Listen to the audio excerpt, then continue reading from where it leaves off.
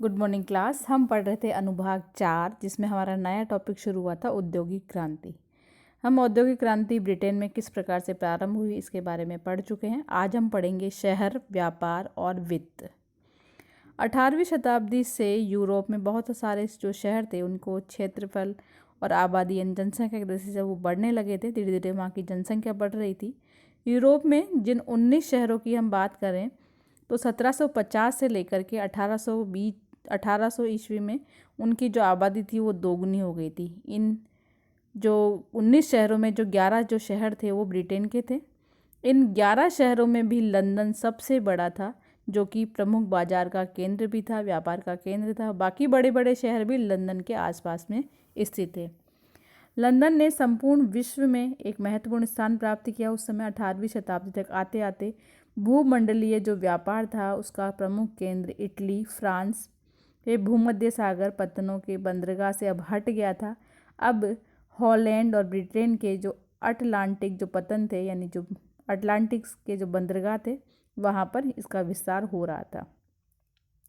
इसके बाद यानी 18वीं शताब्दी के बाद लंदन ने अंतर्राष्ट्रीय व्यापार के लिए ऋण प्राप्ति के भी अनेक स्रोत रूप में भी एम्स्टर्डम का स्थान लिया, यानी कि यहाँ से ऋण प्राप्त किया जाता था एम्स्टर्डम से।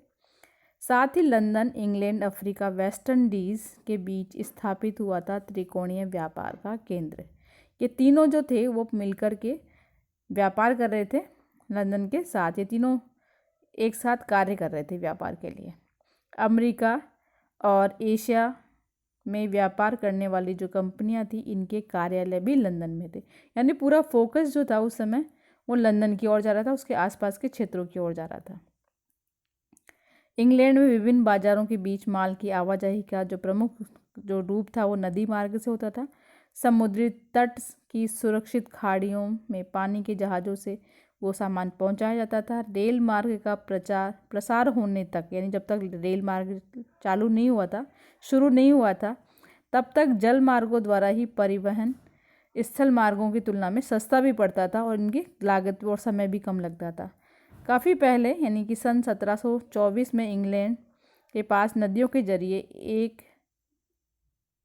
1160 मील लंबा जलमार्ग हुआ करता था जिसमें नौकाएं चलती थी।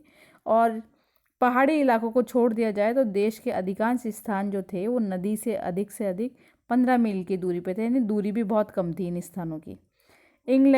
चूँकि इंग्लैंड जो था वो नदियों के सभी 9 चालियन भाग समुद्र से जुड़े हुए थे इंग्लैंड के, इसलिए जो नदी पोत थे जिनके जरिए माल ढोया जाता था वो माल समुद्रीय जहाज जिन्हें तटपोत कहा जाता था उससे ले जाया जाता था और वहाँ पर उसका माल का जो वितरण किया जाता था। सन 1800 तक इन कोस्टर तटपोतों पर काम करने वाले जो नाविक थे उनकी संख्या लगभग 1 लाख तक पहुँच गई थी। यानी कि जैसे जैसे व्यापार बढ़ रहा था तो काम करने वालों जो संख्या थी नाविकों की इनकी भी बढ़ रही थी। दिल्ली का जो केंद्र था वो बैंक ऑफ इंग्लैंड था उस समय, जो 1694 में स्थापित किया गया था।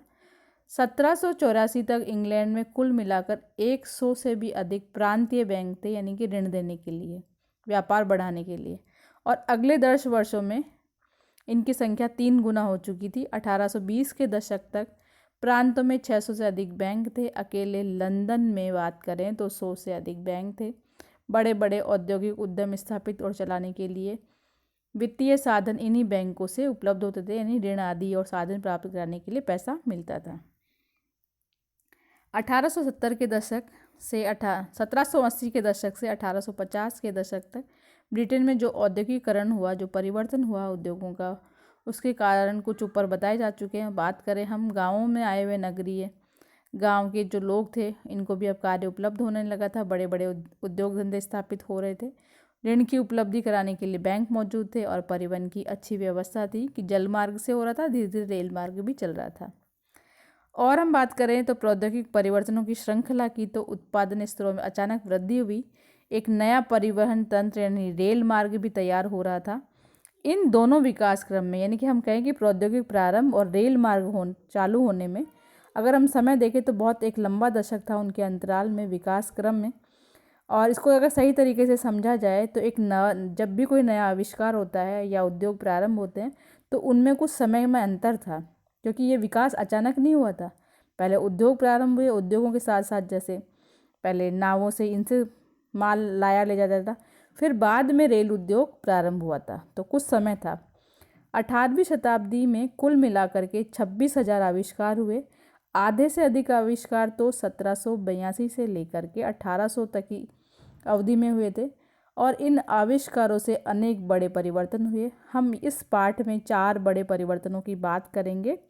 सबसे पहला परिवर्तन था लौह उद्योग का रूपांतर, दूसरा था कपास की कताई और बुनाई, तीसरा भाप की शक्ति का विकास, और चौथा रेल मार्गों की शुरुआत। ये 4 प्रमुख विषय थे इस औद्योगिक क्रांति के, जिसका प्रभाव पूरे ब्रिटेन और आसपास इंग्लैंड के आसपास रहा, जिसके कारण लोगों में परिवर्तन आया, लोगों की आर्थिक स्थिति में परिवर्तन आया। तो ये 4 प्रमुख आविष्कार उस समय हुए थे।